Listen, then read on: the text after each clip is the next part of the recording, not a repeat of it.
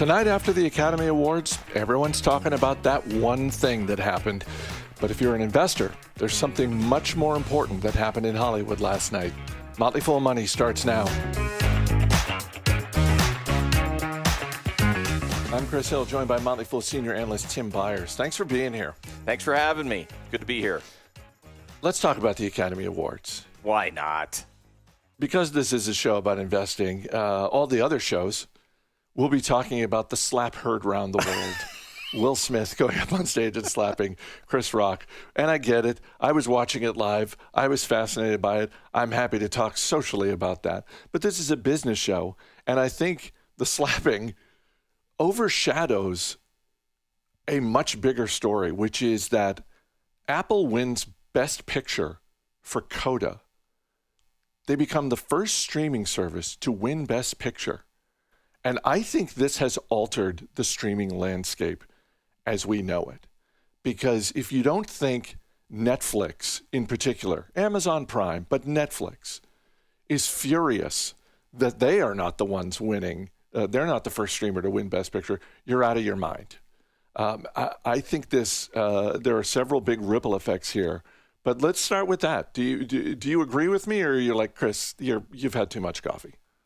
No, I do kind of agree with you. I would say this. I'm thankful that I am not in a meeting with Ted Sarandos this morning. That's good. I would imagine there's a lot of unhappy people in meetings with the Netflix co-CEO and chief creative officer. However, I would say, does this really mean game-changing results for Apple? Probably not. Does it alter the DNA of streaming as far as Netflix's business goes? Probably not. Where I will agree with you on this, Chris, is you're going to have everybody at the major studios thinking about how do we amp up our streaming capabilities? How do we rethink distribution throughout the world? Because the economics of our business are crumbling. And we do know that to be true. I'll give you just a couple of quick numbers here.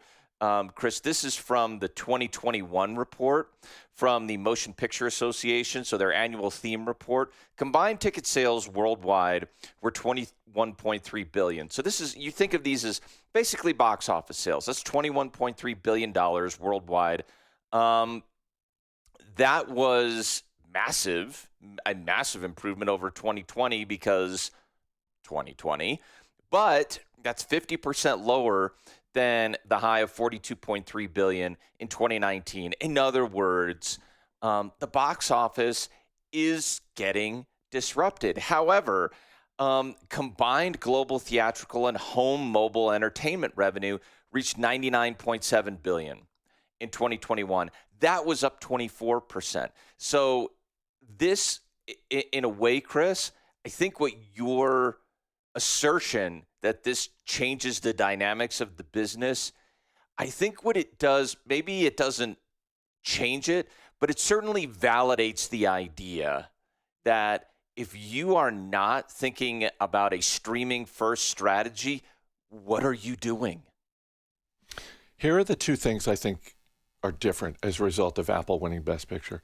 The first is, I think this really whets their appetite for this type of success. Yep. Even when they launched Apple TV, most people watching what Apple was doing said, and rightly so, this is interesting. Given the amount of cash they have, they're allocating some money here. This is not a priority for Apple as a business. Yep. This is nowhere near the priority that even other parts of the services business are. Yep. This isn't a priority. I think this changes that. I think it becomes more of a priority. And I'll get to the money they're spending in a second. Two, something you hinted at, I think the overall spending, the combined spending on content acquisition from Apple, Netflix, Disney, Amazon, everybody, that number was going up anyway. Yep. I think this bumps it up even more. I think the meetings happening today at Netflix and Amazon and elsewhere are we need to beat the bushes to find this type of content. Because remember, Apple bought Coda at out of the Sundance Film Festival over a year ago. Right. It was early 2021 for $25 million. Yeah. And then 6 months later, I may not be right on the exact time frame, but at some point in 2021, they went out and spent 5 times as much to get the rights to a film coming later this year called Emancipation, which is directed by Antoine Fuqua, and which stars, wait for it, Will Smith. So again, that's more interesting as a result of what happened last night between Will Smith and Chris Rock. But to me, from a business standpoint, it's the amount of money they're spending, and they can spend it because they're a $3 trillion company. Yeah, and the economics, where this is going to get interesting, and one of the reasons let me backtrack to where I think this is probably not as big a deal. And I'll say this. The reason I think it's not as huge a deal, even though I agree with everything you just said, there's going to be people who are tempted to say this changes everything for Netflix. They're going to have to overspend, and they're already spending too much. I fundamentally disagree with that. Netflix has a very good budget, and they commission a lot of content. Please understand that the difference between Netflix and everybody else is not that they are funding all of the big budget stuff. They're funding all of the things. They have so much stuff that they're funding. So it's a volume game for Netflix because they're trying to appeal to a very wide audience and get into the niches of that wide audience. And there have been disappointments for Netflix before. I do think Sarandos is probably really unhappy this morning because Power of the Dog was on that list. That's another Netflix original that had a chance to win Best Picture and didn't. So I think there's real disappointment there, and I think you're right about that, Chris. However, they have lost out before in big categories, and they've won before, and it hasn't changed their strategy, so I don't expect them to change now. The economics, though, are very different. Can you imagine how Apple is thinking about the payback period for Coda and Emancipation? It's like, well, how many people are we going to get into our ecosystem? Because we're not going to make it back on Apple TV Plus subscriptions at $4.99 a month. There's no way that's happening. So it's different. It's very much an Amazon-like model where Amazon is not funding originals to get people to spend a lot more on Prime. They're getting those originals on Prime and bringing in programming so that you just think about Amazon for more stuff.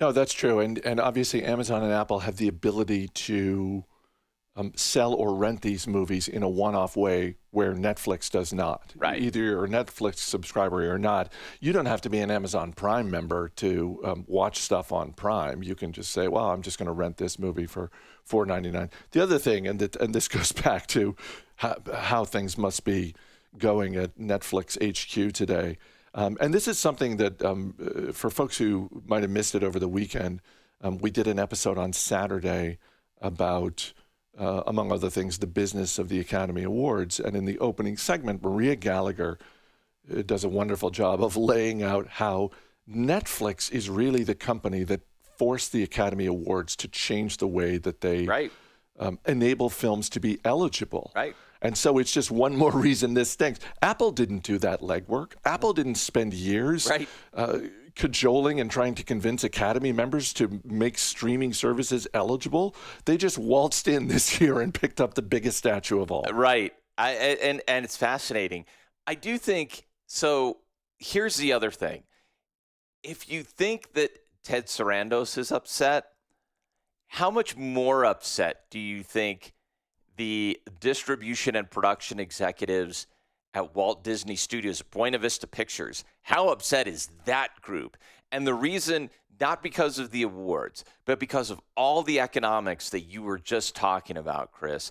This has changed the game for Disney in such a fundamental way. and please, I'm a Disney shareholder, so I'm not saying that this is horrible for Disney, but I will bet you $1, Chris, that right now Disney is talking to executives saying we need to renegotiate distribution agreements everywhere we've got them.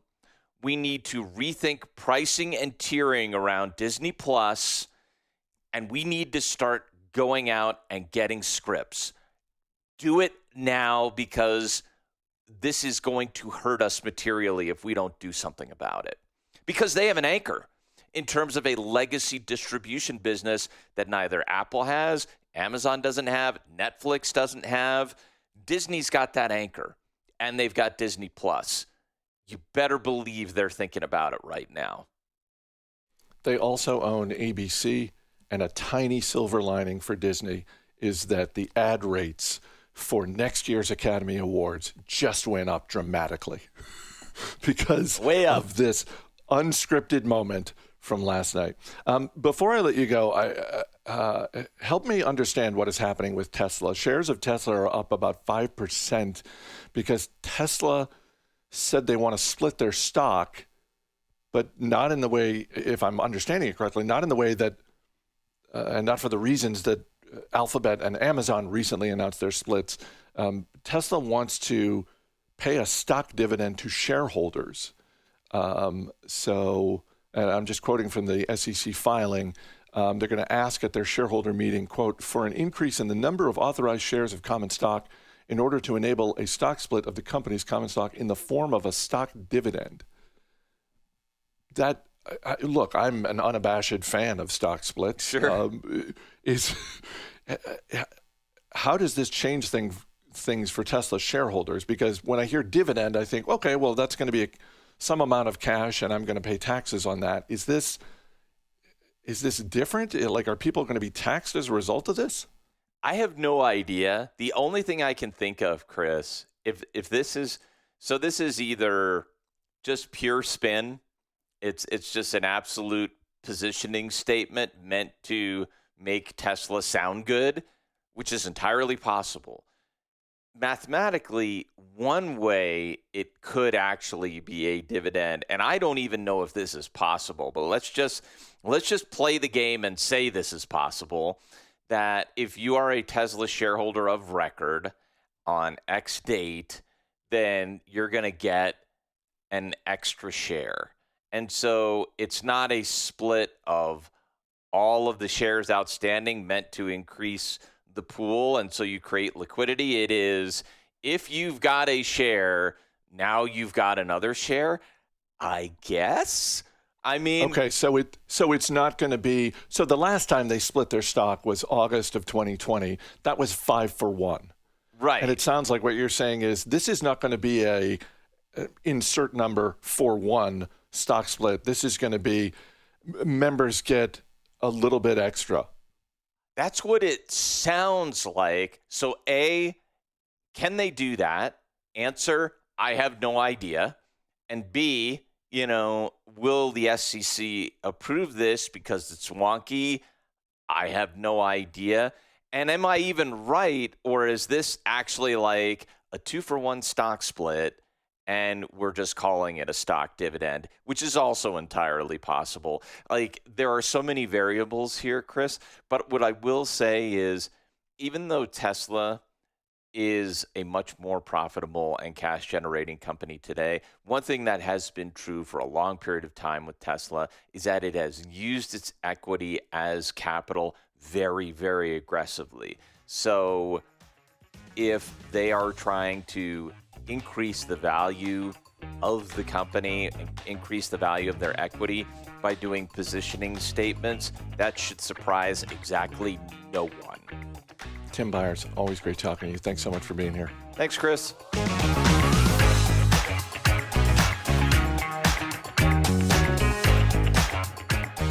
Remember years ago when Amazon and Uber announced plans for widespread drone delivery? Haven't really heard much from them on that topic lately, have we? Jacob Goldstein has been investigating how one company is making drone delivery work outside the U.S. Formerly the co-host of Planet Money, He's hosting a new podcast called What's Your Problem?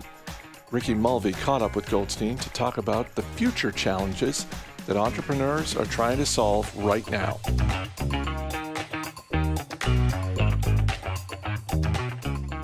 I think some of the most interesting problems you tackle involve transportation, and one of which is drone delivery. Because I feel like there have been a lot of promises around drone delivery, specifically with like Uber and Amazon. But in your show, you didn't go to them. You went to a smaller startup operating in Rwanda and Ghana called Zipline. I mean, why go to that small startup instead of these massive companies that you would think have more resources to solve this major problem?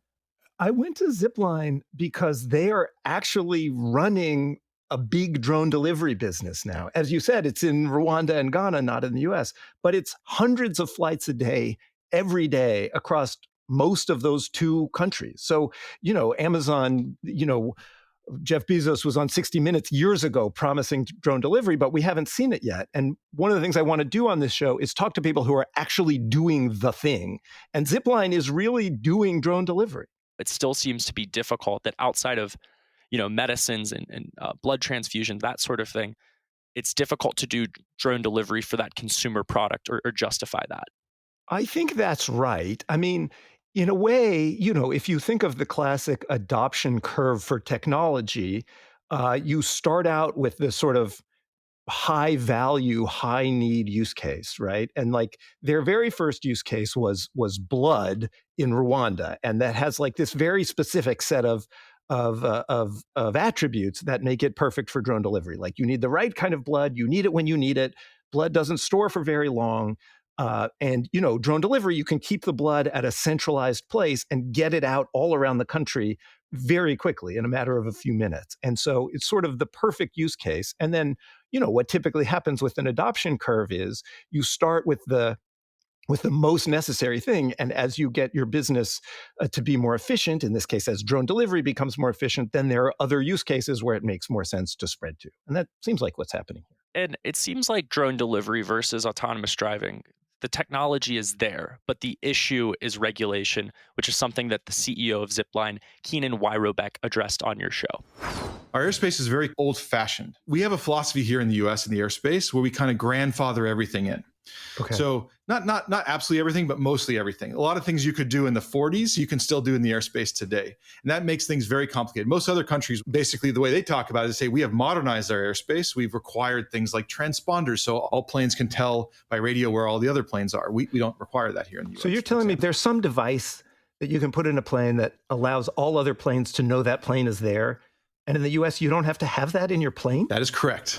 Was that surprising to you that the problems with drone delivery in the United States have more to do with regulation than the technical aspects of weather and essentially tracking these planes from distribution point to delivery point?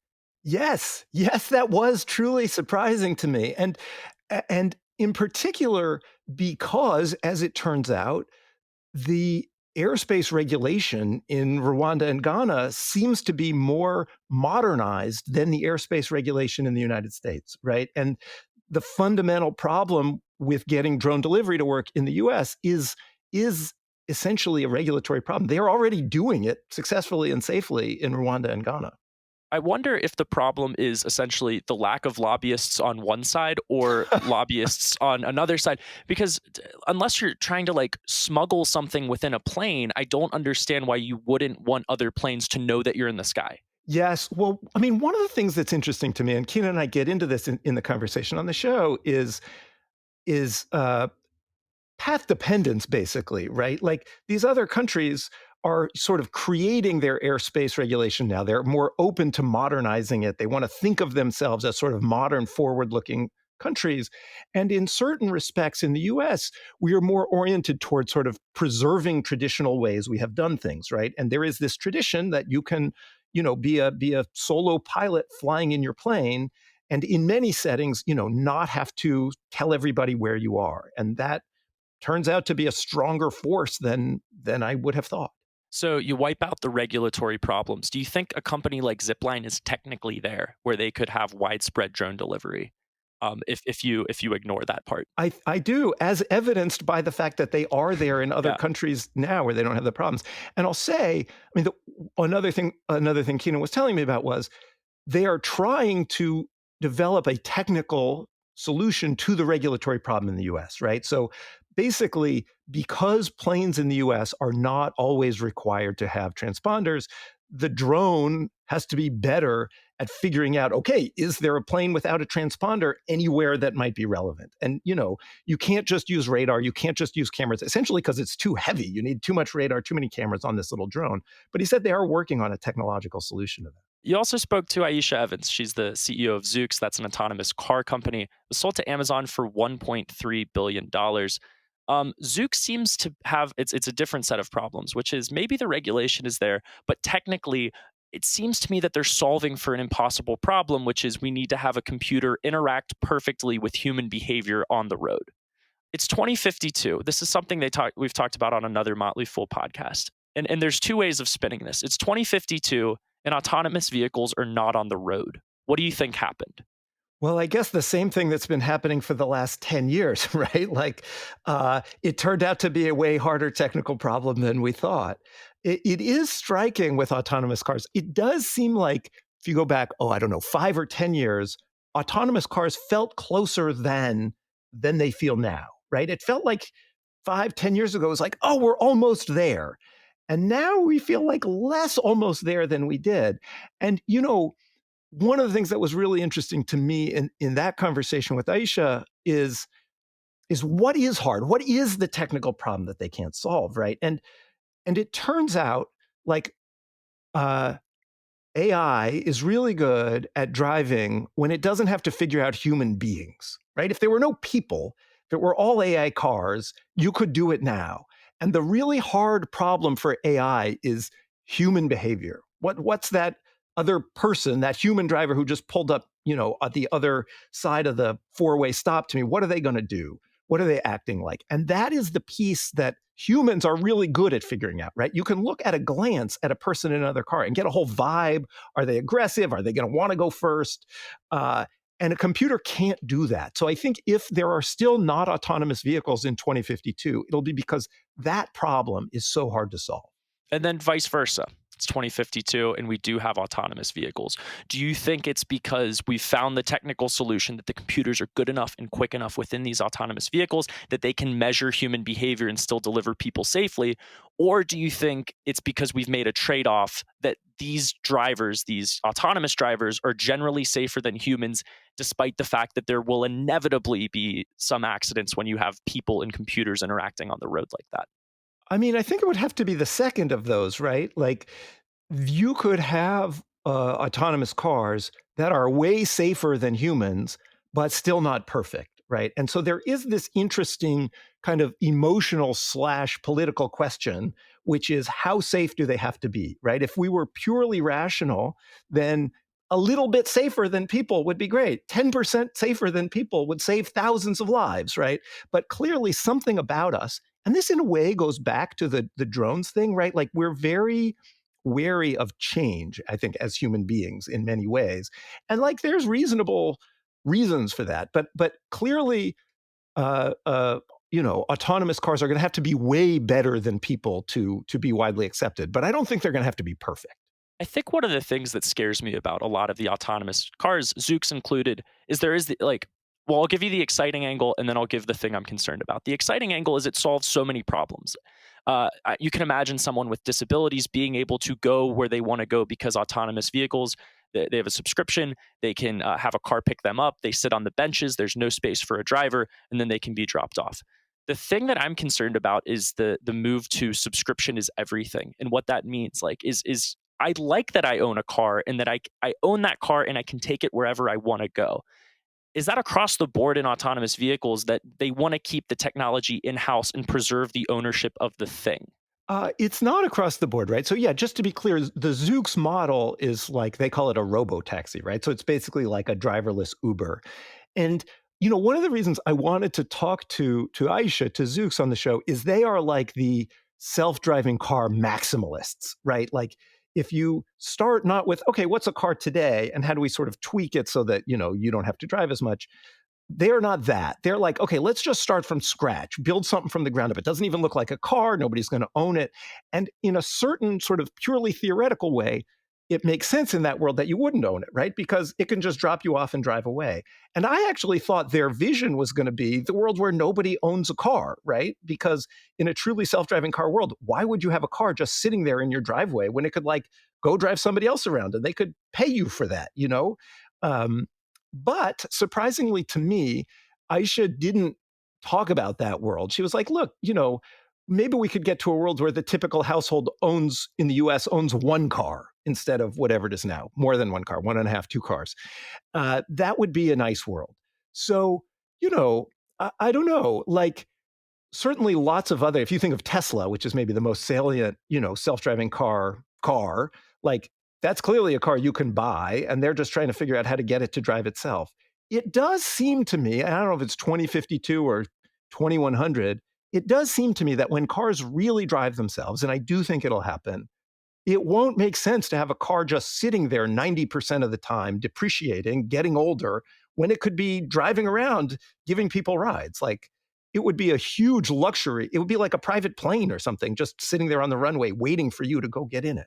I think it depends on place too. Like you have a densely populated area like Manhattan. Okay, that makes a lot of sense to have cars on demand. But I think in a lot of the Midwest and, you know, places like Loveland, Ohio and Bemidji, Minnesota, these smaller areas, people like having a couple of cars in the driveway. They don't want to wait. Even if it comes in an instant, they don't want to offload that. I'll call it the privilege of being able to just hop in your car and go with that freedom. Well, it seems like as long as there's a market, people will be able to buy cars, right? And then, you know, you've been looking at a lot of problems, ways that people have been solving them. Within the next like 5 to 10 years, what's one that you think has a high probability of being solved and that you're excited about? Oh, that's a fun one. Okay, so let's see. Let me think through the shows. Not self-driving cars. I mean, you know, Keenan, the guy from Zipline, was a little bit coy about their technological solution, but like drone delivery does seem doable, right? Like clearly they have solved it technologically elsewhere. It has become a routine thing elsewhere. And it does seem like one of the ones that would be one of those changes that on the one hand feels like big and weird, like, oh, a drone is flying over and dropping off a package in a parachute in my backyard. But I could actually imagine that being pretty common in 5 years. Jacob Goldstein is the host of What's Your Problem? I'm not going to tell you where you can find a podcast. You're already listening to a podcast, so you could figure it out from there. You can find it right here, wherever you're listening to this. Wherever you are. It's Jacob Goldstein. Thank you so much. Oh, it's really fun. Thanks for having me.